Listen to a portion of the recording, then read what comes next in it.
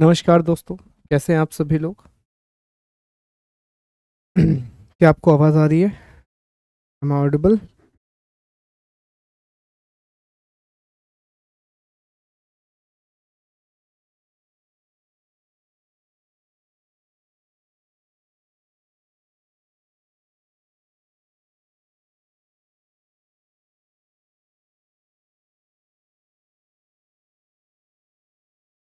Very good morning all of you. हाँ, please बताइए ध्रुव।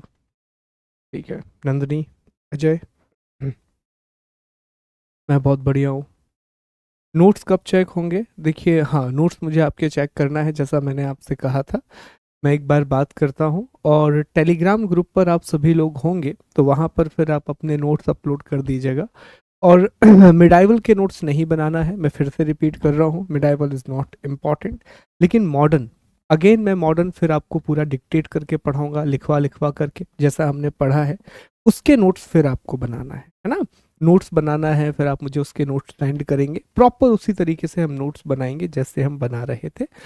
4 या 5 दिनों में हमारा ये मिडाइवल हिस्ट्री का किस्सा खत्म हो जाएगा।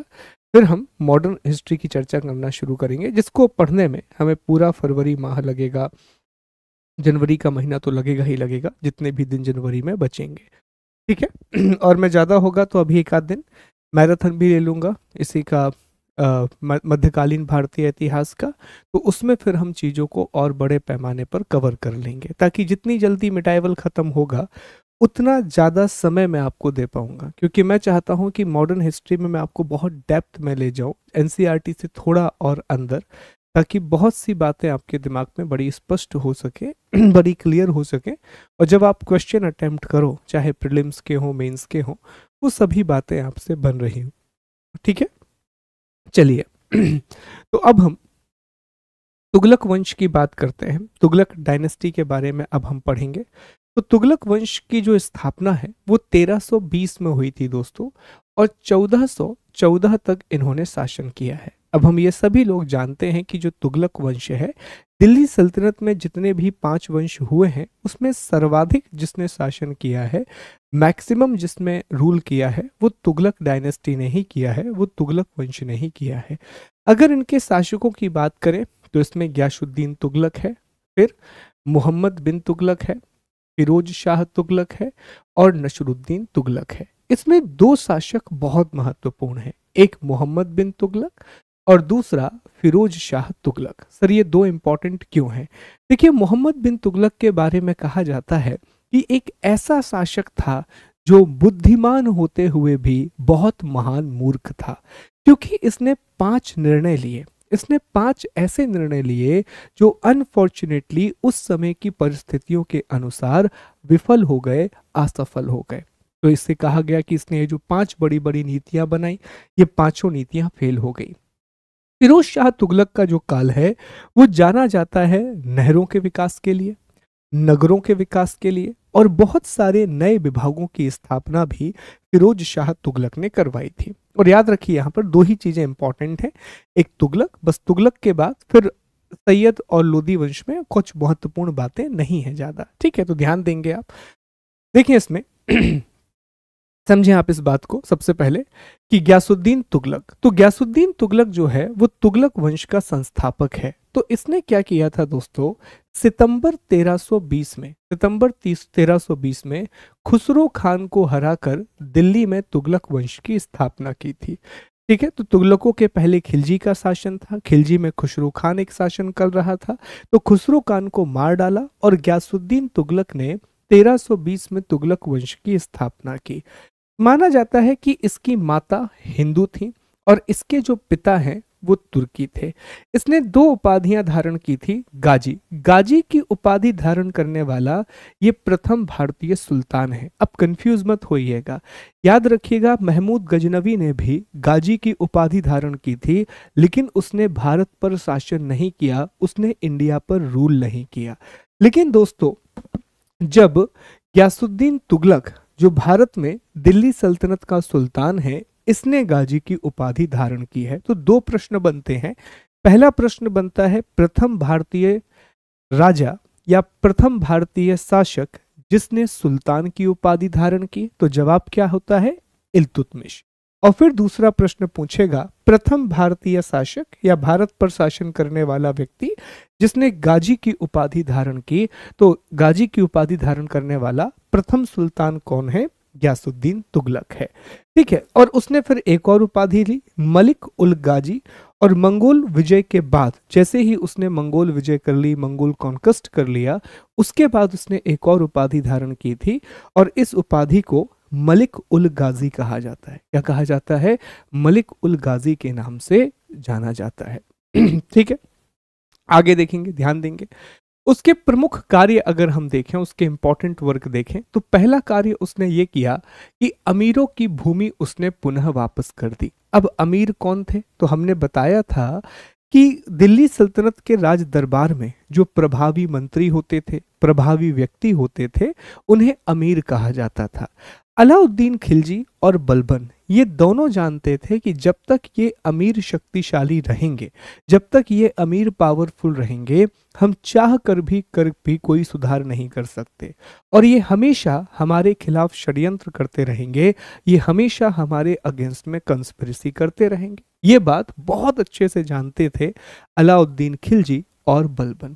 तो दोनों ने क्या किया था, जो अमीर थे उनके सारे अधिकार समाप्त कर दिए थे, उनके सारे राइट्स को इन्होंने खत्म कर दिया था, पूरे अधिकारों को समाप्त कर दिया था। अमीर वर्ग के पास जो कुछ भी अधिकार हुआ करते थे, ठीक, और अधिकारों को बस समाप्त किया, उनकी जमीनें छीन ली, उनके पदों को छीन लिया, कई मामलों में उनके मकान बंगलों को भी छीन लिया। लेकिन गयासुद्दीन तुगलक जैसे ही सुल्तान बनता है, उसने अमीरों की भूमि वापस लौटा दी। क्यों? इसलिए वापस लौटा दी क्योंकि उसे अमीर वर्ग से समर्थन चाहिए था, उसे अमीर वर्ग का सपोर्ट चाहिए था शासन करने के लिए। क्योंकि गयासुद्दीन तुगलक एक शासक को मार करके राजा बना था, वो आनुवांशिक शासक नहीं था, वो हेरिडेट्रिकल रूलर नहीं था। समझ पा रहे हैं बात को? अगला है, उसने नहर निर्माण, कैनाल के कंस्ट्रक्शन और डाक व्यवस्था अर्थात पोस्टल सिस्टम पर काम किया। कैनाल्स बनवाई बहुत सारे पोस्ट ऑफिसेस बनवाए, तो इस पर बहुत काम किया। साथ ही साथ उसने तुगलकाबाद नगर और 56 कोट दुर्ग बनवाया रोमन शैली पर। अनावश्यक धन वापसी, निजामुद्दीन औलिया से विवाद। निजामुद्दीन औलिया ने कहा कि हनूज दिल्ली दूर अस्ते, और जून 1325 में जूना खान द्वारा बनाए गए लकड़ी के महल में उसकी मृत्यु हो गई। अब ये कहानी सुनो, क्या था, ये बड़ी इंटरेस्टिंग कहानी है, ध्यान से सुनना। जो गयासुद्दीन तुगलक है वो बंगाल की ओर गया था, क्योंकि बंगाल में एक विद्रोह हो गया था, तो उस विद्रोह को दबाने के लिए गयासुद्दीन तुगलक दिल्ली से कहाँ निकलता है? बंगाल की ओर निकलता है। अब बंगाल में उसने विद्रोह को दबा दिया है। अब जैसे ही वो बंगाल से वापस आता है, तो इसी बीच में उन्हें जानकारी मिलती है कि जो सूफी संत हैं हजरत निजामुद्दीन औलिया, इनसे कुछ विवाद हो गया। हजरत निजामुद्दीन औलिया ने कुछ ऐसा कहा, कोई ऐसा स्टेटमेंट दिया जो गयासुद्दीन तुगलक को अच्छा नहीं लगा। तो गयासुद्दीन तुगलक ने एक पैगाम भिजवाया बंगाल से ही कि हजरत निजामुद्दीन औलिया से कहिए कि मेरे दिल्ली आने से पहले वो भारत छोड़ दें, या दिल्ली या हमारे पूरे के पूरे क्षेत्र को छोड़ करके यहाँ से दूर चले जाएं। तो जैसे ही ये संदेश लेकर के एक व्यक्ति उनके दरबार में पहुंचा, तब इन्होंने एक स्टेटमेंट दिया। उन्होंने कहा, हनूज दिल्ली दूर अस्त। इसका अर्थ होता है कि दिल्ली अभी दूर है। और ऐसा ही हुआ दोस्तों। इसका बेटा था जूना खान, जूना खान को ही मोहम्मद बिन तुगलक कहा जाता है। तो जूना खान ने क्या किया था, इसके सम्मान में एक लकड़ी का महल बनवाया था, एक बहुत बड़ा लकड़ी का महल बनवाया कि यार बंगाल जीत करके आ रहे हैं, हमारे पिता बंगाल जीत करके आ रहे हैं, तो क्यों ना हम उनका स्वागत बहुत ग्रैंड तरीके से करें। तो बहुत ग्रैंड स्वागत करने के लिए एक लकड़ी का महल बनवाया, और उस लकड़ी के महल में जब आराम कर रहे थे गयासुद्दीन तुगलक, आराम कर रहा था, तो कहा जाता है कि कोई हाथियों की हलचल हुई, जिसकी वजह से वो लकड़ी का महल गिर गया, और लकड़ी का महल गिरने के बाद मौत हो जाती है 1325 में गयासुद्दीन तुगलक की। इतिहासकार इस बात को लेकर के एक मत नहीं है। कुछ इतिहासकारों का कहना है कि मोहम्मद बिन तुगलक शासक बनना चाहता था, इसीलिए उसने अपने पिता को मारा। जबकि मोहम्मद बिन तुगलक के जो दरबारी इतिहासकार हैं वो यह लिखते हैं कि मोहम्मद बिन तुगलक के मन में ऐसा कुछ भी नहीं था, उसने अच्छी नियत के साथ ये काम किया था। दुर्भाग्यवश उसका परिणाम बुरा रहा, अनफॉर्चुनेटली उसका रिजल्ट बुरा रहा। तो इस तरह 1325 में तुगलक वंश के संस्थापक ग्यासुद्दीन तुगलक की मृत्यु होती है।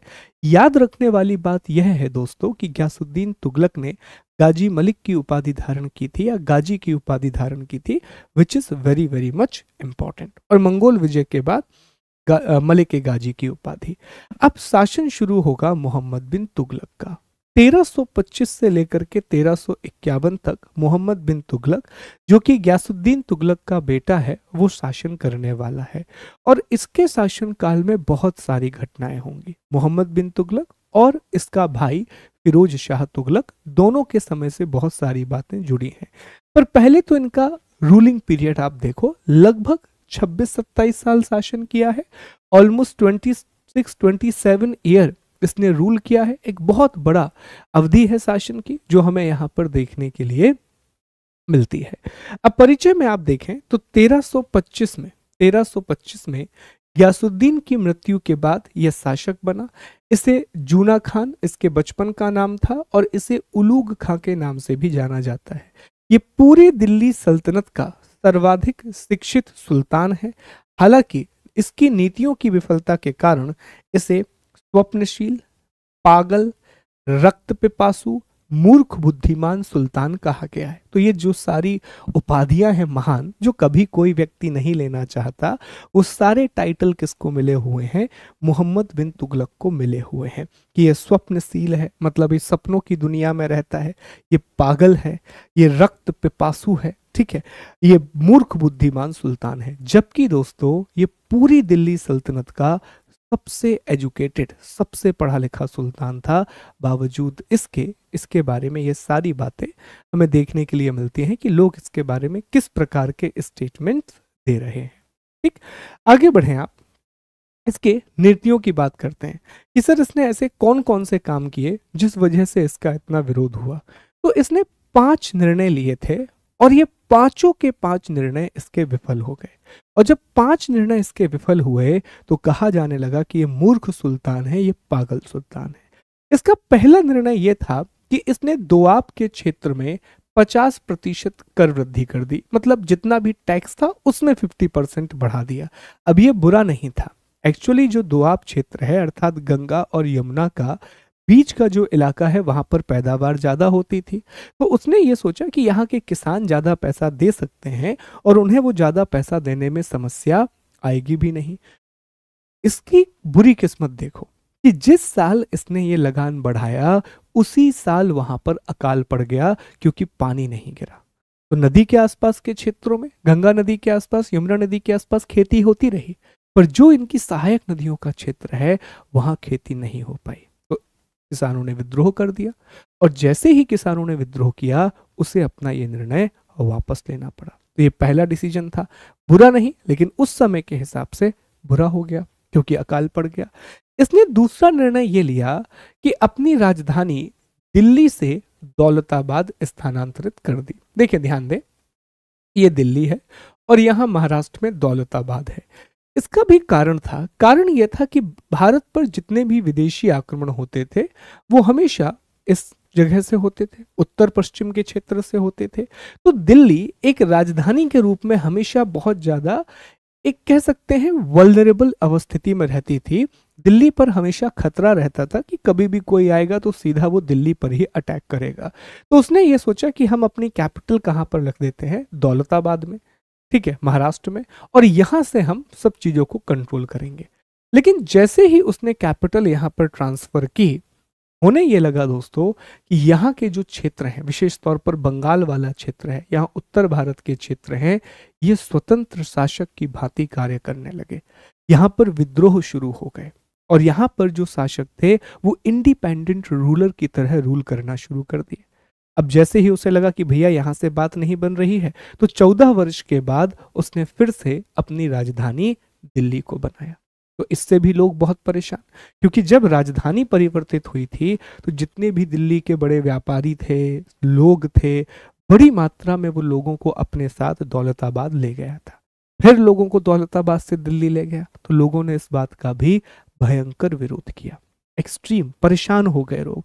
तीसरा उसने एक और काम किया, सांकेतिक मुद्रा का प्रचलन, नॉमिनल करेंसी को सर्कुलेट किया और कांसे और तांबे के सिक्के जो है चांदी के सिक्के के स्थान पर उसने ब्रॉन्ज और कॉपर का क्वाइन चलवाया। अब ये क्या था कहानी सर, ये नॉमिनल करेंसी क्या होता है? देखो दोस्तों, अभी जो हम मुद्रा इस्तेमाल करते हैं वो भी एक प्रकार से सांकेतिक मुद्रा है, वो भी एक प्रकार से नॉमिनल करेंसी है।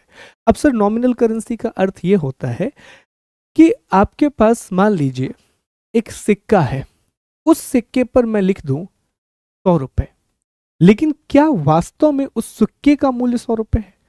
अगर मान लीजिए एक चद्दर मैंने लिया, एक धातु मैंने ली, लोहा लिया, उस इतने से लोहे के टुकड़े पर मैंने लिख दिया 100 रुपए, तो क्या वास्तव में जब आप वो लोहा बेचने जाओगे तो क्या लोहे से आपको 100 रुपए मिलेंगे? नहीं मिलेंगे।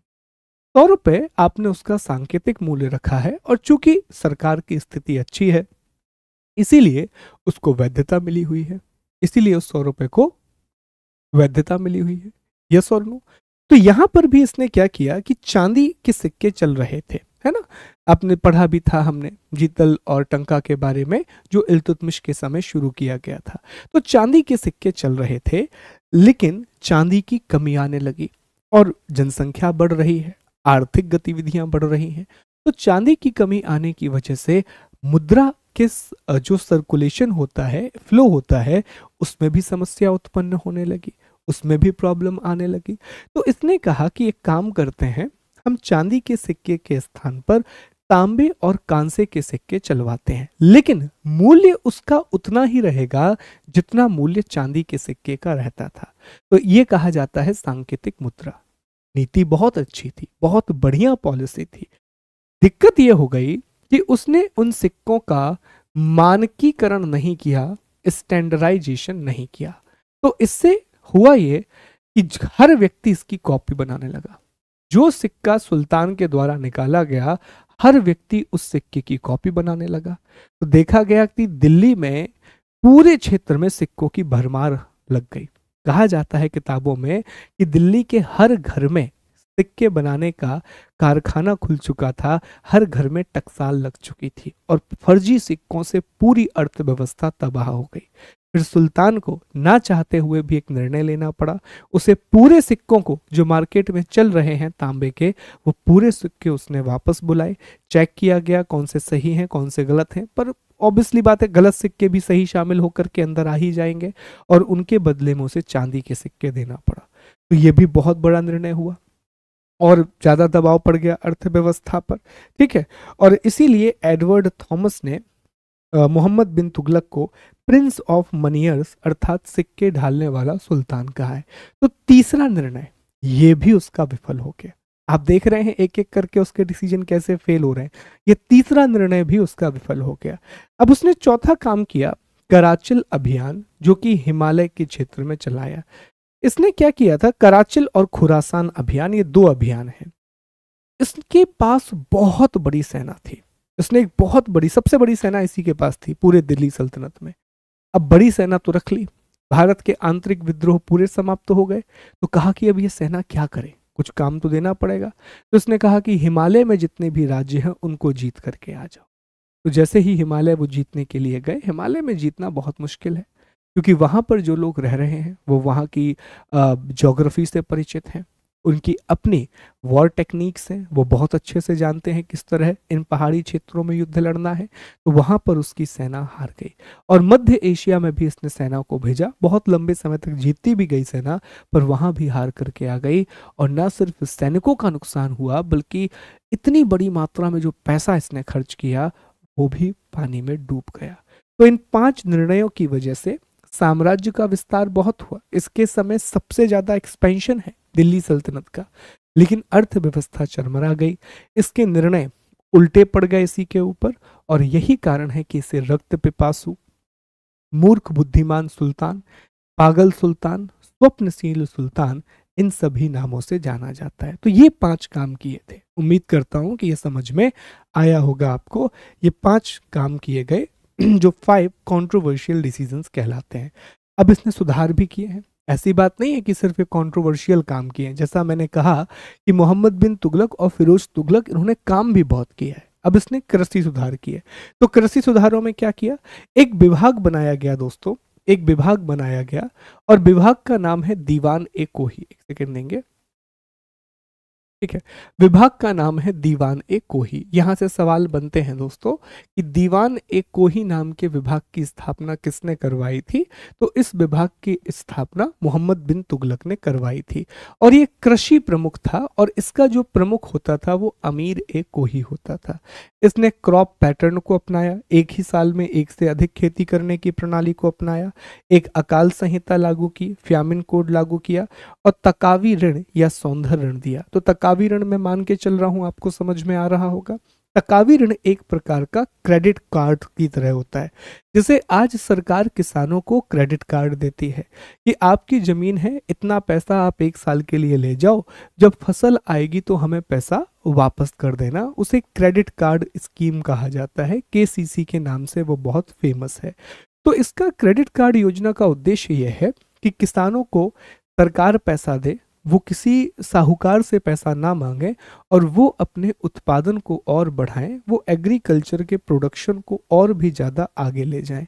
इसी तरह की व्यवस्था किसने अपनाई दोस्तों, मोहम्मद बिन तुगलक ने अपनाई।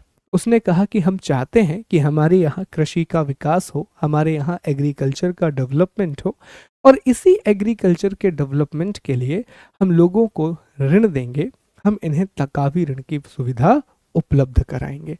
या आप पैसा लेकर के जाइए, इन्वेस्ट कीजिए और फिर वहां से जितना प्रोडक्शन बढ़ेगा आप हमारा लोन वापस कर दीजिए और अल्टीमेटली हमें ज़्यादा भू राजस्व मिलेगा, हमें ज़्यादा लैंड रेवेन्यू मिलेगा। तो सोच बहुत अच्छी थी, ये अच्छा काम किया और ये सारे काम करने के लिए उसने दीवान ए कोही नाम का एक कृषि विभाग भी बनाया था। देखें, बलबन ने दीवान ए अर्ज बनवाया जो कि सैन्य विभाग था। जलालुद्दीन खिलजी ने दीवान ए बकूफ बनवाया जो कि व्यय विभाग था। अलाउद्दीन खिलजी ने दीवान ए रियासत बनवाया जो आर्थिक विभाग था और साथ ही साथ में दीवान ए मुस्तखराज बनवाया जो कि कर विभाग था। तो यहाँ एक साथ मैंने कर विभाग लिख दिए हैं ताकि याद करने में आसानी हो सके। आगे आप देखें कुछ अन्य तथ्य जो इससे जुड़े हुए हैं, जो जुड़े हुए हैं मोहम्मद बिन तुगलक से, कि इसके समय पर दिल्ली में सर्वाधिक विद्रोह हुए और इसी के समय पर, अब ध्यान देने वाली बात है, इसी के समय पर 1336 में हरिहर और बुक्का नाम के दो भाइयों ने दक्षिण भारत में विजयनगर साम्राज्य की स्थापना की और इसी के समय 1347 में हसन गंगू, जिसका नाम है अलाउद्दीन बहमन शाह, उसने बहमनी राज्य की स्थापना की।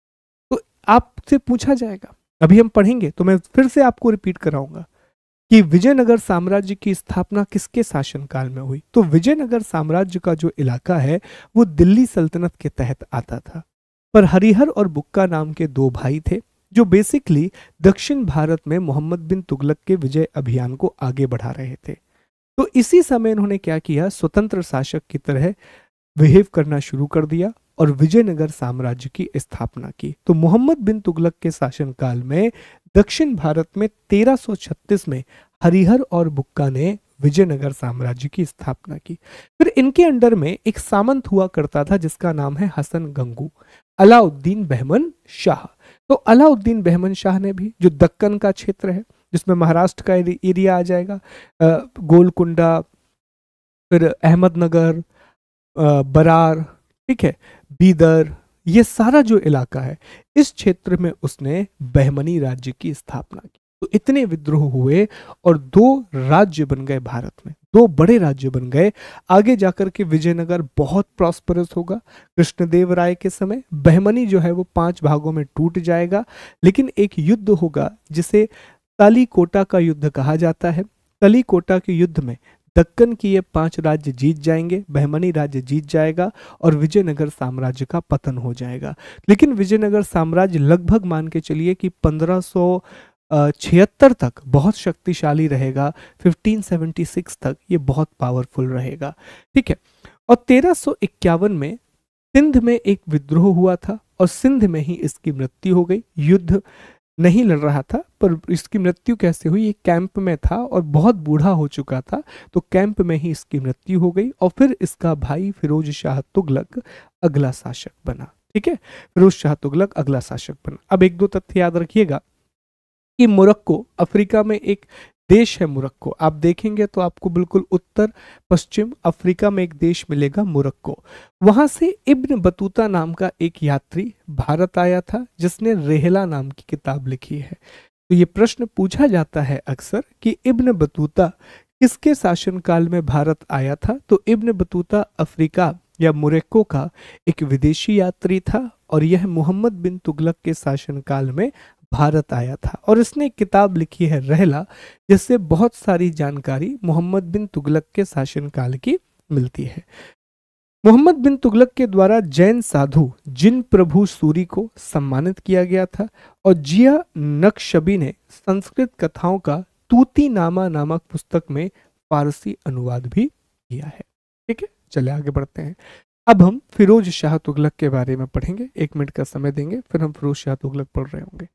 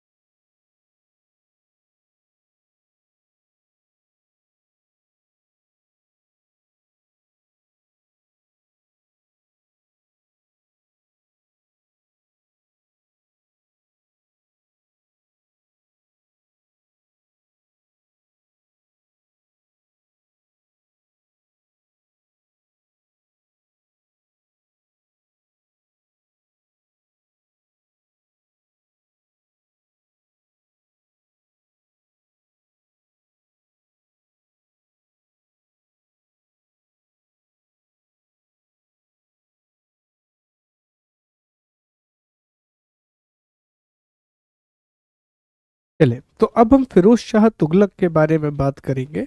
और फिरोज शाह तुगलक के शासनकाल में भी हमें बहुत सारे सुधार देखने के लिए मिलते हैं, हमें बहुत सारे रिफॉर्म देखने के लिए मिलते हैं। हालांकि फिरोज शाह तुगलक मोहम्मद बिन तुगलक की अपेक्षा बिल्कुल अलग शासक है। देखिए, मोहम्मद बिन तुगलक के शासनकाल में ना तो धर्म का हस्तक्षेप था शासन में, और ना ही वो किसी भी तरह से अमीरों का हस्तक्षेप बर्दाश्त करता था।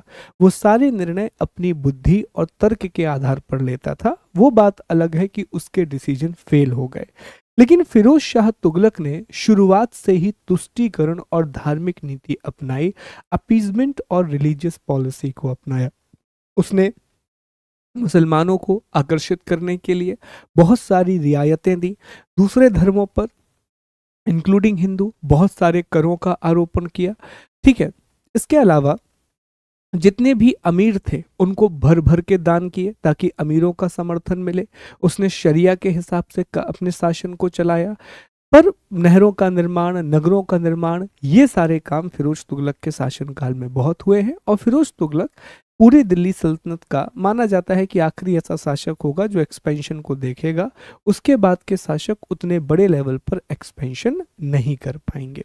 तो इसमें आप समझे पहली चीज कि ये मोहम्मद बिन तुगलक का चचेरा भाई है और 2 बार इसका राज्य अभिषेक हुआ, 2 बार इसका कोरोनेशन हुआ। एक थट्टा में, तो जैसे ही मृत्यु होती है मोहम्मद बिन तुगलक की, तुरंत फिरोज शाह तुगलक का राज्य अभिषेक किया जाता है।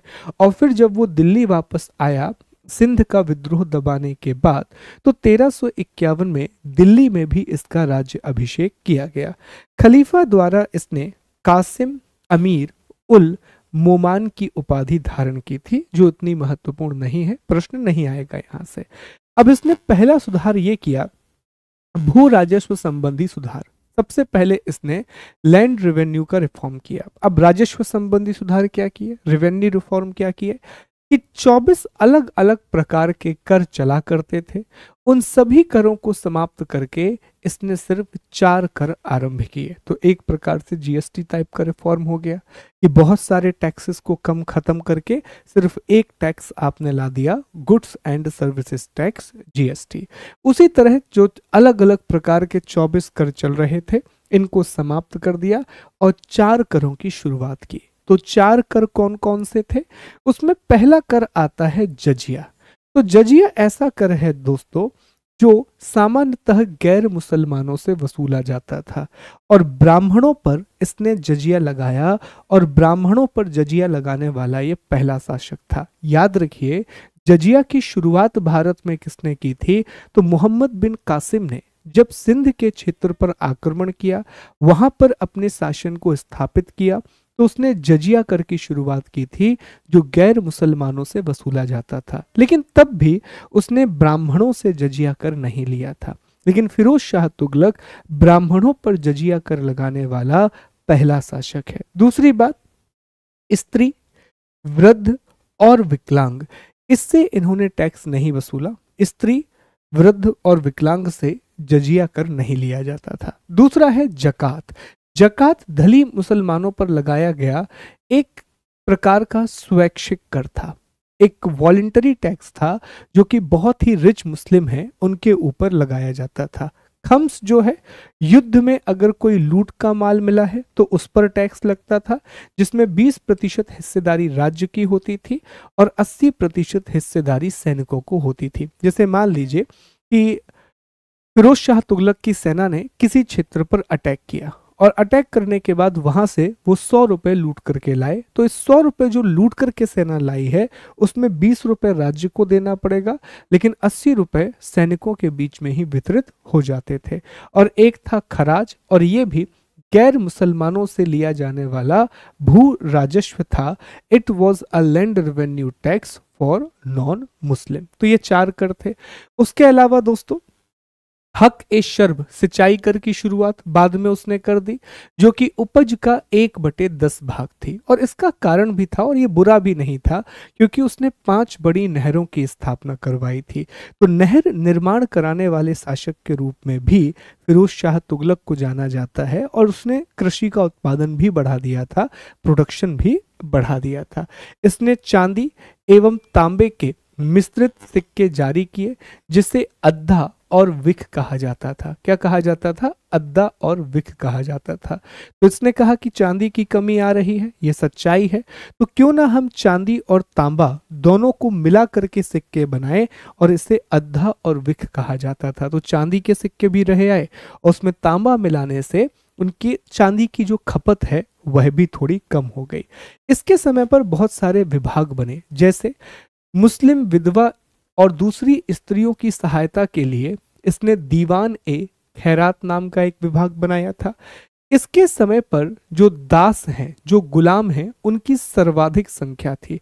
दासों की संख्या इतनी ज्यादा हो गई कि दासों के लिए एक अलग से विभाग बनाना पड़ा, और इस विभाग को दीवान ए बंदगान कहा जाता है। क्या कहा जाता है? दीवान ए बंदगान कहा जाता है। तो आप सोच के देखिए, नंबर ऑफ स्लेव्स इतने ज्यादा हो गए थे इस समय कि उसे एक अलग से डिपार्टमेंट बनाना पड़ा, जिसे दीवान ए बंदगान के नाम से जाना जाता है। निशुल्क अस्पताल उसने खुलवाए, जिसे दारुल शफा कहते हैं, निशुल्क अस्पताल। पेंशन के लिए उसने दीवान ए इस्तखाक वृद्ध पेंशन की शुरुआत की थी। लोक निर्माण और रोजगार विभाग की स्थापना कराई। और यह सबसे फेमस क्वेश्चन है स्टेट पीएससी का, उस दिल्ली सल्तनत के शासक का नाम बताइए जिसने रोजगार विभाग की स्थापना करवाई थी। दिल्ली सल्तनत के उस रूलर का नाम बताइए जिसने एम्प्लॉयमेंट डिपार्टमेंट बनाया था, जिसने रोजगार विभाग की स्थापना करवाई थी। और इस शासक का नाम है फिरोज शाह तुगलक। तो कार्य किए हैं, जैसा मैंने कहा कि कार्य बहुत किए जाएंगे, कार्यों में कमी नहीं है, वर्क्स तो बहुत इसने किए हैं। अन्य तथ्यों में याद रखें कि सैनिकों और अमीरों के पद को इसने वंशानुगत बना दिया। इसने एक ऑटोबायोग्राफी भी लिखी है, फतूहात ए फिरोज शाही। इसके समय जो इतिहासकार है वो जियाउद्दीन बर्नी है, जिसने फतवा ए जहादारी और तारीख ए फिरोज शाही नाम की किताब लिखी थी। 300 नए नगर इसने बनवाए, जिसमें जौनपुर अपने भाई के नाम पर, फिरोजाबाद, हिसार, फतेहाबाद बनवाया। और वास्तुकार इसके समय था मलिक गाजी सहना, जिनने इन सभी शहरों का डिजाइन बनाया था। फिरोज शाह कोटला, जिसे अब अरुण जेटली स्टेडियम कहा जाता है, वो उसी के समय का है दोस्तों। फिरोज शाह कोटला वाला जो क्षेत्र है वो इसी के समय का क्षेत्र है। ठीक है।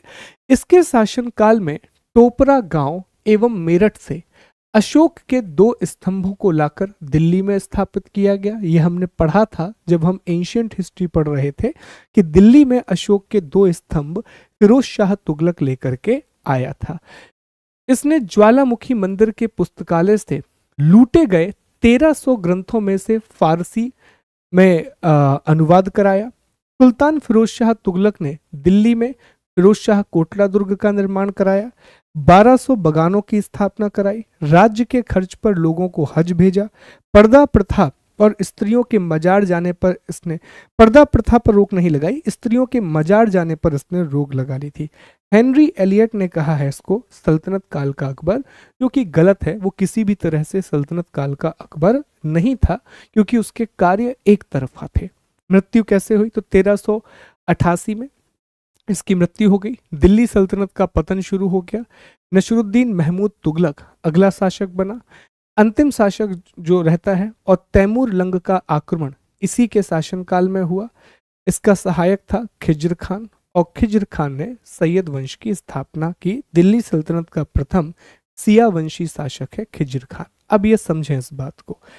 देखो, मंगोलों में तैमूर लंग एक शासक है, मध्य एशिया का शासक है तैमूर लंग।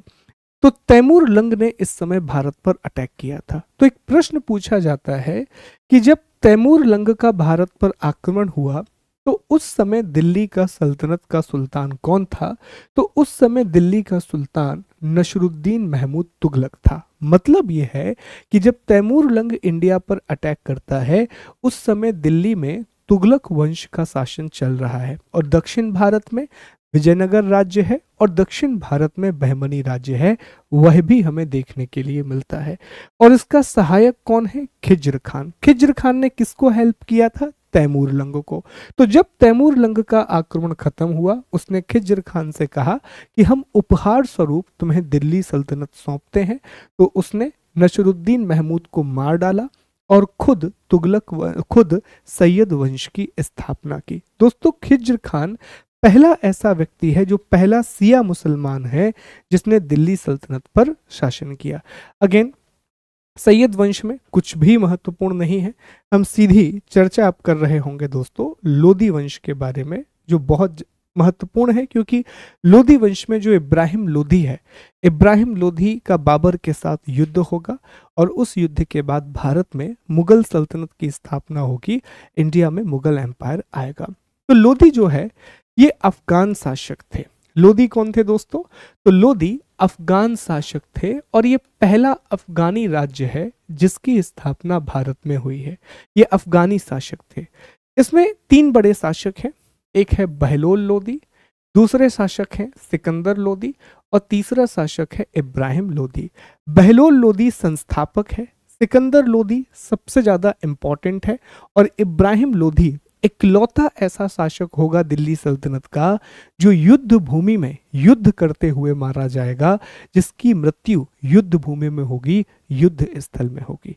और इब्राहिम लोदी का बाबर के साथ पानीपत का युद्ध होगा जिसमें इब्राहिम लोदी हार जाएगा और बाबर मुगल साम्राज्य की नींव रखेगा। तो बहलोल लोदी के बारे में पढ़ते हैं। यह लोदी वंश का संस्थापक है। दिल्ली पर प्रथम अफगान राज्य की स्थापना करने का श्रेय बहलोल लोदी को दिया जाता है। बहलोल लोदी ने बहलोली सिक्कों का प्रचलन शुरू करवाया था। वह अपने सरदारों को मकसद ए अली कहकर के पुकारता था। सर्वाधिक समय तक यही सुल्तान रहा है। 1451 में रूल शुरू हुआ और 1489 में रूल खत्म हुआ। जबकि आप देखें इतने लंबे समय तक किसी सुल्तान ने शासन नहीं किया, तो सबसे लंबा कार्यकाल सुल्तान के रूप में बहलोल लोदी का ही है। सिकंदर लोदी, इसका जो नाम है निजाम खान है दोस्तों, निजाम खान है। 1504 में इसने आगरा नाम के नगर की स्थापना की थी और 1506 में उसने आगरा को अपनी राजधानी बनाया था। भूमि मापन के लिए गज ए सिकंदरी नाम की इकाई चलाई थी और इसका आधार शेर शाह सूरी ने आगे जाकर के इस्तेमाल किया। अनाज से इसने कर हटाया था। तो सबसे बड़ा जो इसका कंट्रीब्यूशन है, इसने आगरा नगर की स्थापना करवाई थी। तो आगरा का संस्थापक कौन है? सिकंदर लोदी है। साहित्य में इसकी बहुत रुचि थी। ये गुल रुखी के नाम से कविताएं लिखा करता था। आयुर्वेदिक ग्रंथ जो है दोस्तों उसका फारसी में अनुवाद कराया फरहंग ए सिकंदरी के नाम से। एक गायन ग्रंथ भी इसने बनवाया लज्जत ए सिकंदरी शाह, जो भारतीय संगीत का पहला फारसी ग्रंथ है। वास्तुकला के रूप में दिल्ली में बहलोल लोदी का मकबरा, दिल्ली में मियां कुआ या मौठ मस्जिद की स्थापना। 1517 में इसकी मृत्यु हो गई और ये दिल्ली सल्तनत का अंतिम महान शासक है। इसके बाद आप जान रहे हैं कि इब्राहिम लोदी का शासन आएगा और दिल्ली सल्तनत समाप्त हो जाएगी। तो अगला शासक है इब्राहिम लोदी, दिल्ली सल्तनत और लोदी वंश का अंतिम शासक। इसने ग्वालियर के शासक विक्रमजीत को हराया था 1517 में। खतौली का युद्ध हुआ था 1518 में और खतौली का युद्ध मालवा के लिए हुआ था, जिसमें एक तरफ इब्राहिम लोधी और दूसरी ओर राणा सांगा थे। इसमें राणा सांगा की जीत होती है और इब्राहिम लोधी हार जाता है। दौलत खान लोदी और आलम खान लोदी ने काबुल के शासक बाबर को बुलाया और यहां बुलाने के बाद 21 अप्रैल 1526 को 21 अप्रैल 1526 को दोस्तों पानीपत का पहला युद्ध होता है। फर्स्ट वॉर ऑफ पानीपत होता है। इसमें एक तरफ इब्राहिम लोधी है, दूसरी ओर बाबर है। बाबर के पास तोपखाना, कुशल सेना, इन सब की वजह से बाबर जीत जाता है और भारत में मुगल साम्राज्य की शुरुआत होती है। अब याद रखिए, अभी ये चीज मैंने आपको डिटेल में इसलिए नहीं पढ़ाई कि जब मैं आपको बाबर के बारे में पढ़ाऊंगा तो मुझे फिर से ये रिपीट करना पड़ेगा, तो वहां हम डिटेल में पढ़ेंगे। वहां पर हम तुगलमा पद्धति की बात भी करेंगे कि बाबर ने कौन सी पद्धति अपनाई थी शासन करने के लिए, उन सब के बारे में हम डिटेल से बात करेंगे। चलिए, तो अब हम विजयनगर साम्राज्य की बात कर लेते हैं, विजयनगर एम्पायर की बात कर लेते हैं। तो जैसा हम जानते हैं कि जो विजयनगर साम्राज्य है इसकी स्थापना 1336 में हुई थी, जब दिल्ली सल्तनत पर मोहम्मद बिन तुगलक का शासन चल रहा है। विजयनगर साम्राज्य दोस्तों 1336 से 1650 तक रहेगा, लेकिन जो इसका उत्कर्ष है वो 1336 से 1576 तक ही रहेगा। 15 उसके बाद एक तलीकोटा का युद्ध होगा और उस युद्ध में बहुत सारी चीजें बदल जाएंगी। ठीक है, तो इसमें 4 अलग अलग वंशों ने शासन किया है। जिस तरह दिल्ली सल्तनत पर 5 वंशों ने शासन किया है, उसी तरह विजयनगर साम्राज्य पर 4 अलग अलग वंशों ने शासन किया है। संगम वंश, फिर सालुव वंश, फिर तुलुव वंश और फिर अराविडु वंश। पहले संगम डायनेस्टी आएगी, फिर सालुव डायनेस्टी आएगी, फिर तुलुव डायनेस्टी आएगी और फिर अराविडु डायनेस्टी आएगी। देखिए, संगम वंश से हरिहर और बुक्का का संबंध है, सालुव वंश से सालुव नरसिंह का संबंध है, तुलुव वंश से वीर नरसिंह का संबंध है और अराविडु से तिरुमल का संबंध है। अराविडु उतना इंपॉर्टेंट नहीं है। इस मैप में आप देखें तो यहाँ तुगलकों का शासन है, यहाँ बहमनी का शासन है और नीचे पूरे के पूरे दक्षिण भारत में विजयनगर साम्राज्य का शासन चल रहा है। संगम वंश के प्रमुख शासक में हरिहर प्रथम, फिर बुक्का प्रथम, ठीक है, हरिहर प्रथम और बुक्का प्रथम, हरिहर द्वितीय, देवराय प्रथम, देवराय द्वितीय और प्रोण राय शामिल है। तो विजयनगर साम्राज्य की स्थापना 1336 में हरिहर और बुक्का नाम के 2 भाइयों ने की थी। अब ये हरिहर और बुक्का की कहानी सुनिए। मोहम्मद बिन तुगलक जब दक्षिण के अभियान पर निकला, जब साउथ इंडिया की विक्ट्री के लिए मोहम्मद बिन तुगलक निकला, तो उसी समय इसने दक्षिण भारत में एक राज्य थे छोटे छोटे, उन राज्यों पर अधिकार किया और उसके शासक थे हरिहर और बुक्का नाम के 2 भाई। तो हरिहर और बुक्का को कहा कि हम आपको जिंदा छोड़ देंगे, लेकिन आप हमारे सेनापति बन जाओ और दक्षिण भारत में हमारे अभियान को आगे बढ़ाओ। तो हरिहर और बुक्का मोहम्मद बिन तुगलक की सेना को लेकर के दक्षिण भारत आ गए और यहाँ उन्होंने बहुत सारे राज्यों को जीत लिया। लेकिन जब इन्होंने सभी राज्यों को जीत लिया तो इन्होंने खुद को स्वतंत्र शासक घोषित कर दिया, खुद को इन्होंने इंडिपेंडेंट रूलर घोषित कर दिया और मोहम्मद बिन तुगलक की सेना, वो इस ऑब्वियसली बात है, अब इतने समय से इनके साथ है तो इन्हीं की सेना वो बन चुकी थी। कहा जाता है कि इन दोनों ने विद्यारण्य नाम के संत से आशीर्वाद प्रदान करके राज्य की स्थापना की थी। हरिहर और बुक्का ने अपने पिता संगम के नाम पर संगम राजवंश की स्थापना की। विजयनगर साम्राज्य की राजधानी हम्पी थी। विजयनगर साम्राज्य के खंडहर आज भी तुंगभद्रा नदी पर पाए जाते हैं और इनकी राजभाषा तेलुगु थी। बुक्का प्रथम ने वेद मार्ग प्रतिष्ठा कारक की उपाधि धारण की थी। हरिहर द्वितीय ने संगम शासकों में सबसे पहले महाराजाधिराज की उपाधि धारण की। इटली का यात्री निकोलो कांटी देवराय प्रथम के शासनकाल में भारत आया था। देवराय प्रथम ने तुंगभद्रा नदी पर एक बांध बनवाया था। संगम वंश का सबसे प्रतापी शासक देवराय द्वितीय था। इसे इमाडी देवराय भी कहा जाता है। फारसी राजदूत अब्दुल रज्जाक देवराय द्वितीय के समय भारत आया था। तो याद रखेंगे कि जो इटली का यात्री है निकोलो कांटी, ये देवराय प्रथम के शासनकाल में भारत आया है और अब्दुल रज्जाक जो कि एक फारसी एम्बेसडर है, वो देवराय द्वितीय के शासनकाल में आया है।